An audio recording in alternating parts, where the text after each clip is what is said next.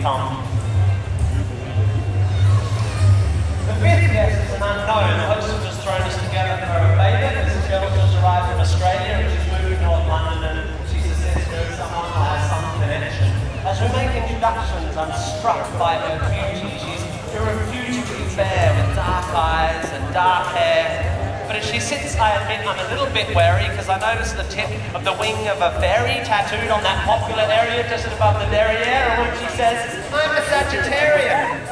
I confess a pigeonhole starts to form and is immediately filled with pigeon when she says her name is Storm. Conversation is initially bright and light-hearted, but it's not long before Storm gets started. You can't know anything. Knowledge is merely opinion. She opines over her Cabernet Sauvignon vis-a-vis some unhippily empirical comment made by me. Not a good start, I think. We're only on pre-dinner drinks, and across the room my wife widens her eyes, silently begs me, be nice. A matrimonial warning not worth ignoring, so I resist the urge to ask Storm whether the knowledge is the weave of a morning when deciding whether... Yeah, I tried to stand only on the edge, brother. Thanks, man. The food is delicious, I'm Storm, whilst avoiding all the happenings as a good doctor, slightly invisibly holds forth on some anachronistic aspect of medical history when Storm suddenly insists, but the human body is a mystery. Science just falls in a hole and tries to explain the nature of the soul. My hostess throws me a glance. She, like my wife, does the chance of the old one over there. Fuck rats, but I shan't. My lips are sealed. I just want to enjoy the meal. Hello, Storm. This is time to get my goat. I have no intention of rocking the boat. Although it's becoming a bit of a wrestle because I don't meteorological namesake. Storm has no such concerns for our vessel. Pharmaceutical companies are an enemy. They promote drug dependency at the cost of the natural remedies that all our bodies need. They are immoral and driven by greed. Why take drugs when herbs can solve it? Why use chemicals when homeopathic solvents can resolve it? I think it's time we all return to live with natural medical alternatives. And try as I like, a small crack appears in my bloke. By definition, I begin. Alternative medicine, I continue, has either not been proved to work or been proved not to work. Do you know what they call alternative medicine that hasn't been proved to work? Medicine! So you don't believe in any natural remedies? On the contrary, Storm. Actually, before we came to tea, I took a remedy derived from the bark of a willow tree, a painkiller that's virtually cider-free. It's got a weird name, darling. What was it again? Aspirin? Vajaspirin? Oh yeah, aspirin, which I read about a popcorn down at the local drugstore. The debate briefly abates as my hostess collect plates, but when the return of dessert, Storm pertly asserts, Shakespeare said it first. There are more things in heaven and earth than exist in your philosophy. Science is just how we're trained to look at reality. It doesn't explain love or spirituality. How does science explain psychics, auras, the afterlife, the power of prayer?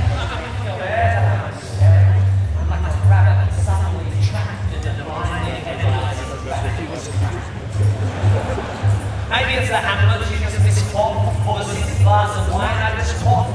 My clothes guy grows as an asshole held back by its stones can be held back no more. Look, Storm, sorry, I don't mean to bore you, but there's no such thing as an aura. Reading auras is like reading minds, or feelings, or star signs, or meridian lines. These people aren't blind skill. There is a line all mentally ill. Same as people who claim they can hear God's commands. Spiritual healers as if they got magic hands. By the way, why do we think it's okay for people to pretend to talk to the dead? Isn't that totally fucked in the head? Lying to some crying woman whose child has died and telling you you're in touch with the other side? I think that's fundamentally sick.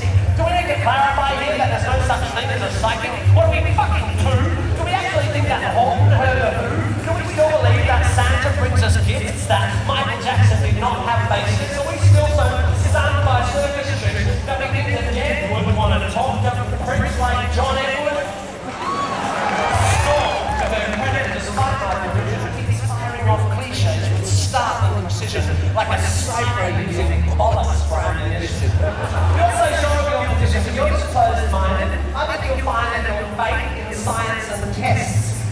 as blind as the faith of any fundamentalist. Wow, that's a good point. Let me think for a minute. Oh wait, my mistake, that's absolute bullshit.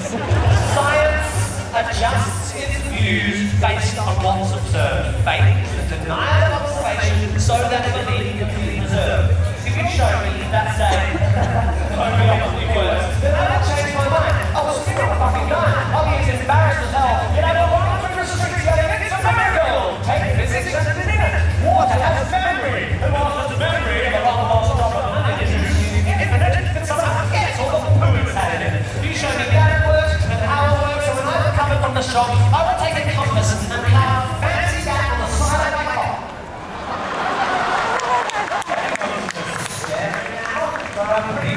I've done this far now, so I figured for a penny and for a pound. Life is full of mystery, yeah, but there are answers out there and they won't be found by people sitting around looking serious. So this is life mysterious. Let's sit here at home. Let's pull up a fucking phone. Let's go watch Oprah interview Deepak Chopra. If you want to watch Kelly, you should watch Scooby-Doo. That show was so cool. Because every time there was a church with a ghoul or a ghost in the school, they looked beneath the mask. And what was inside? Because throughout history, every mystery ever solved has turned out to be not magic. Does that idea that man knowledge tries to use the idea of one to do a computer mind and life use the notion that there might not be a supernatural so below your hippie noodle that you'd rather just stand in the fog of your inability to Google? Isn't this enough? Just this world?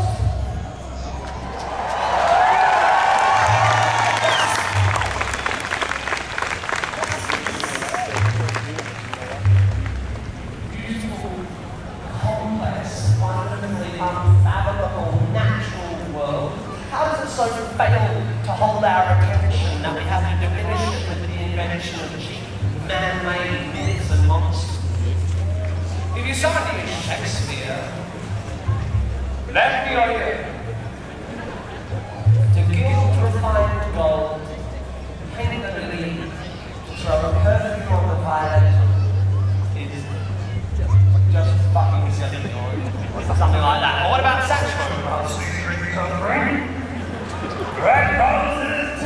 Fighting is to glorify Krishna and Vishnu in a post-colonial condescending, bottled up and labelled kind of way, and whatever, that's okay. But here's what gives me a hard on.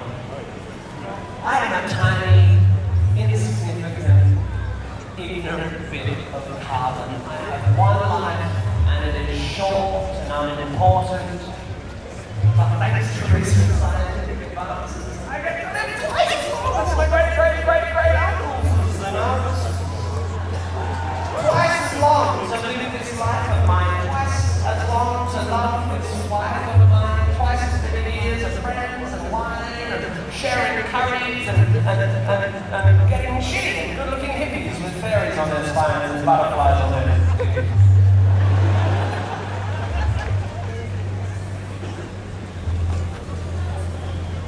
And if perchance I have offended, think that this and all this ended will as well be 10 minutes back in time for all the chances to change your mind.